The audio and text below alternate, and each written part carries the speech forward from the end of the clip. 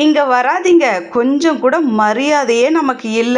அப்படின்ட்டு அதிமுக நிர்வாகிகளை அலர்ட் பண்ணி இருக்கிறாரு கடம்பூர் ராஜு. அதிமுகவிலிருந்து தாவேகா பக்கம் வர முடிவு செய்த முன்னாள் அமைச்சர்கள் சில பேரை கடம்பூர் ராஜு அலர்ட் பண்ணி இருக்கிறதா தகவல் கிடைச்சிருக்கு. தாவேகாவில் இணைந்ததுக்கு அப்புறமா அமைச்சர்களை பார்க்கவே நேரம் கொடுக்கப்படுறது இல்லைன்ட்டு புலம்பி தீர்த்து இருக்கிறாரு கடம்பூர் ராஜு. சீனியர் நிர்வாகி என்ற மரியாதையும் இல்லைன்ட்டு புலம்பி இருக்கிறாரு. இதனால அதிமுகவினர் எடுத்த முடிவை தள்ளி போட்டு இருக்கிறாங்களாம். தாவேகா ஆட்சி அமைத்த நாள் முதல் அதிமுகவில் இருந்து சாறை சாறைய நிர்வாகிகள் இணைய தொடங்கி இருக்கிறாங்க. ஒரு சனிக்கிழமையும் பனையூர்ல இணைப்பு விழா நடந்துட்டே இருக்கு. ஆனா விஜயபாஸ்கர் இணைந்ததுக்கு அப்புறமா அதிமுகவில் இருந்து தாவேகா பக்கம் செல்வோரின் எண்ணிக்கை கொஞ்சம் கணிசமா குறைஞ்சிருக்குன்னே சொல்லலாம். SP Velumani, C V. சண்முகம் தரப்புடன் தாவேகா தொடர்ச்சியாக ஆலோசனை மேற்கொண்டு வர்றாங்க. ஆனாலும் அவங்க தாவேகாவில் இணையக்கூடிய முடிவை இதுவரையும் எடுக்க தயக்கம் காட்டிட்டு தான் இருக்காங்க.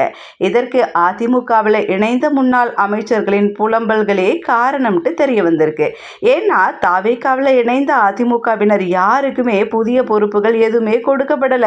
இடைத்தேர்தலில் மீண்டும் போட்டியிட சீட் கிடைக்குமா என்பதே ரொம்ப சந்தேகமா இருக்காம்.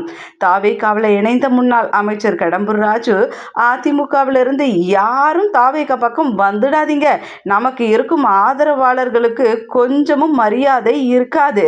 தாவேகாவில் இணைந்த நாளன்று அமைச்சர்களை பார்க்க முடிஞ்சது. அதுக்கப்புறமா அமைச்சர்களை சந்திக்க நேரம் கேட்டாலும் கொடுக்க மாட்டேங்கிறாங்க.